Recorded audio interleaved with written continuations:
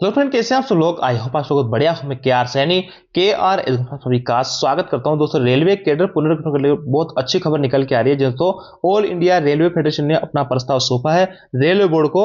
इन सभी पोस्टों का होगा पुनर्गठन। एनटीपीसी कुछ पोस्टें हैं, एलपी है, ट्रेकमैन साथियों के लिए बहुत अच्छी खबर निकल के आ रही है। पुनर्गठन होता क्या है, कैडर रिस्ट्रक्चर में इससे क्या कुछ फायदा होता है, किन किन पदों के ऊपर सख्त रिक्वायर्ड है इनका जल्दी जल्दी कैडर का रिस्ट्रक्चर किया जाए। ऐसा हुआ तो प्रमोशन आप लोगों का बहुत ही फास्ट होने वाला होगा। जीडीसी भर्ती को लेकर बड़ी अपडेट निकल के आ रही है। जी दोस्तों, इस जोन से एनटीपीसी पदों पर जीडीसी भर्ती को जल्द जारी करने को लेकर ऑफिशियल लेटर जारी किया है। तो ये तमाम तरीके के अपडेट्स के ऊपर बात करने वाले हैं। आगे बढ़ने से पहले दोस्तों बताना चाहूंगा, आप किसी भी एग्जाम की प्रिपरेशन कर रहे हैं, बिना पीओ की प्रैक्टिस शीट का सिलेक्शन लेना आसान नहीं होगा। अगर आप NTPC graduate level under graduate की तैयारी कर रहे हो तो यहाँ पे टेक्स्ट बुक की पास करो से अपनी प्रैक्टिस कर सकते हैं। यहाँ पे आपको 1434 टोटल टेस्ट मिलने वाले हैं। सीबीटी 1 और 2 के 6 फ्री टेस्ट मिलेंगे और इतने सारे यूजर है और आप इतनी 8 से 10 लैंग्वेज के अंदर आप अपना पेपर दे सकते हैं। यहाँ पे लाइव टेस्ट में मिलने वाले हैं, सेक्शनल टेस्ट मिलेंगे, चैप्टर टेस्ट मिलेंगे और एडवांस सेक्शनल टेस्ट है, करंट अफेयर्स के टेस्ट है और फुल टेस्ट सहित 755 और टेस्ट आपको यहाँ पे मिलने वाले हैं। इसके अलावा दोस्तों, टेक्नीशियन ग्रेड फर्स्ट की या ग्रेड थर्ड की तैयारी कर रहे हैं तो आपको यहाँ पे 3 फ्री टेस्ट मिलेंगे, 617 टोटल टेस्ट है और ये भी आपको कई सारे फीचर्स आपको एक जगह मिलने वाले हैं। यानी ये सब चीजें आपको सिर्फ एक ही सब्सक्रिप्शन पे, एक बार आपको सब्सक्रिप्शन लेने पे सब चीजें आपको मिल जाएगी। किसी भी एग्जाम का पीओ की प्रैक्टिस सेट दे सकते हैं, लाइव टेस्ट वगैरह दे सकते हैं, रैंक वगैरह देख सकते हैं ऑल इंडिया। तो ये सभी फीचर्स आपको एक ही प्लेटफॉर्म पे एक ही सब्सक्रिप्शन मिलने वाले हैं। इसको डायरेक्ट बाय करने के लिए लिंक आपको डिस्क्रिप्शन दिया है, तो यहाँ से आप अपनी तैयारी को बेहतर बनाना चाहिए और यहाँ पे आपको एग्जाम ओरिएंट सारे के सारे पीओ की प्रैक्टिस सेट मिलने वाले हैं। अब देखिए दोस्तों, रेलवे कैडर पुनर्गठन एआर के प्रमुख प्रस्ताव। Akhil Bharatiya railway man federation ने रेलवे बोर्ड को विभिन्न कर्मचारी कैडरों के पुनर्गठन के लिए एक विस्तृत प्रस्ताव प्रस्तुत किया है। यह प्रस्ताव कैरियर की प्रगति में सुधार, परिचालन चुनौतियों का समाधान करने के लिए विभिन्न वर्गों में उच्च वेतन स्तरों के में कर्मचारियों का प्रतिशत बढ़ाने पर केंद्रित है। कैडर का रिस्ट्रक्चरिंग होता क्या है, जैसे कि मैं बात करूं दोस्तों लेवल 1 की, तो लेवल 1 में कई तरीके की पोस्टें होती है। तो आपके पॉइंट्समैन और ट्रैकमैन को छोड़ दे तो बाकी सभी जो पोस्ट है उनका 4200 ग्रेड तक रेगुलर प्रमोशन होता है। ट्रैकमैन साथियों का 2800 ग्रेड तक होता है और पॉइंट्समैन जो साथी होता है उनका 1900 या 2000 ग्रेड से लास्ट जो रिटायर हो जाता है। अब देखिए, कैडर रिस्ट्रक्चर का मतलब यह है कि पॉइंट्समैन की मैं बात करूं तो पॉइंट्समैन में 10% जो पोस्ट है वो आपकी 1800 जीपी में रखी जाएगी लेवल 1 में और बाकी की 90% पोस्ट है लेवल 2 के अंदर रखी जाएगी। यानी ऊपर की जो पोस्ट है उसमें जितना ज्यादा वेटेज होगा उतना ही यहां से जो है निकलने के चांसेस रहेंगे। अब ऐसे में दोस्तों, स्टेशन मास्टर का जो कैडर का रिस्ट्रक्चर है वो सही तरीके से नहीं बना हुआ है, लोको पायलट का सही तरीके से नहीं बना हुआ है। सीसीटीसी जो होते हैं कॉमर्शियल डिपार्टमेंट की पोस्ट है उनका कैडर का रिस्ट्रक्चर बहुत ही शानदार तरीके से बना होता है। उसमें सीसीटीसी की जो पोस्ट है लेवल 3 की पोस्ट है उनमें सिर्फ 11% लोगों को रखा जाता है, बाकी के लोगों को यहाँ पे लेवल 5 में लेवल 6 के अंदर प्रमोट कर दिया जाता है। यानी इनका कैडर का जो रिस्ट्रक्चर किया हुआ उस तरीके से किया हुआ है। लेवल जो नीचे के लेवल है उनमें कम वेटेज रखा गया है, कम परसेंटेज रखा गया है पोस्टों का, तो इसलिए कॉमर्शियल डिपार्टमेंट की जो पोस्टें होती है उनका जल्दी जल्दी प्रमोशन यहाँ पे हो जाता है। और एक स्टेशन मास्टर लेवल 6 में भर्ती होकर लेवल 6 7 में नहीं पहुंच पाता, उससे पहले लेवल 3 का जो सीसीटीसी है वो यहाँ पे लेवल 6 7 में पहुंच जाता है। तो इसी में मांग उठी है। यहाँ पे देखिए, स्टेशन मास्टरों के लिए बड़ा उछाल। स्टेशन मास्टरों के लिए बड़ा उछाल यह है कि यहाँ पे मौजूदा जो स्तर है 40% लोगों को आपको जो है उसके अंदर रखा जाता है।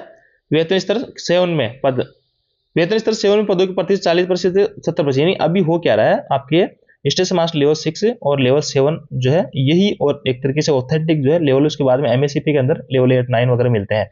तो यहाँ पे लेवल 6 के अंदर जो है 40 जो लेवल 6 के अंदर आपकी रखी जाती है वर्तमान में 60% पोस्ट है और यहाँ पे रखी जाती है 40%। तो यही एक मोटा कारण है कि लेवल 6 से लेवल 7 में पहुंच ही नहीं पाते क्योंकि यहाँ पे वेटेज कम है लेवल 7 का। तो ऐसे में कहा जा रहा है कि जो लेवल 7 है उसका 70% वेटेज किया जाए और 30% 4200 ग्रेड पे यानी लेवल 6 का किया जाए, ताकि यहाँ पे भर्ती होगा बंदा और तुरंत ऊपर की जो पोस्टें खाली होती है यहाँ से आपका प्रमोशन जल्दी हो जाएगा। तो एक तो यह है बहुत अच्छी डिमांड है, अगर ऐसा लागू होता है तो स्टेशन मास्टर्स के लिए बहुत अच्छी खबर रहने वाली है और इसकी लगातार एस्मा के द्वारा भी डिमांड की जा रही है। लोको पायलट्स के लिए देखिए क्या है, वेतन स्तर 7 में लेवल 7 में 30% पदों के सृजन की मांग की गई है। अभी लोको पायलट्स जो है वो लेवल 6 से ही रिटायर हो जा रहे हैं, लेवल 2 के अंदर भर्ती होते हैं और लेवल 6 से रिटायर हो जा रहे हैं। तो ऐसे में इनका कहा जा रहा है कि 30% जो पद है लेवल 7 के अंदर भी इनके सर्जित किया जाए ताकि ये भी जो है 4600 ग्रेड तक पहुंच पाए। ट्रैक मेंटेनर का उन्नयन, ट्रैक मेंटेनर जो साथी होते हैं उनका अभी जो है लेवल 6 के अंदर इनका नहीं पहुंच पाते, 2800 ग्रेड से ही रिटायर होता है। इनका एक डिमांड है कि इनको भी लेवल 6 तक पहुंचा जाए। 10% पोस्ट है जो सीनियर है वो लेवल 6 में पहुंचे, नहीं रिटायरमेंट तक आप जो है लेवल 6 से आप रिटायर हो सके। तो यहाँ पे इसकी भी डिमांड की जा रही है। और पॉइंट्स में जो साथी होते हैं उनका भी 2800 ग्रेड तक, अभी वर्तमान 1900 ग्रेड है उसको 2800 ग्रेड तक जो है कैडर का रिस्ट्रिक्ट करने की मांग की जा रही है। मौजूदा और प्रस्तावित कैडर प्रतिशत एक नजर में स्टेशन मास्टर के लिए 40% है, इसको 70% करने की मांग की जा रही है।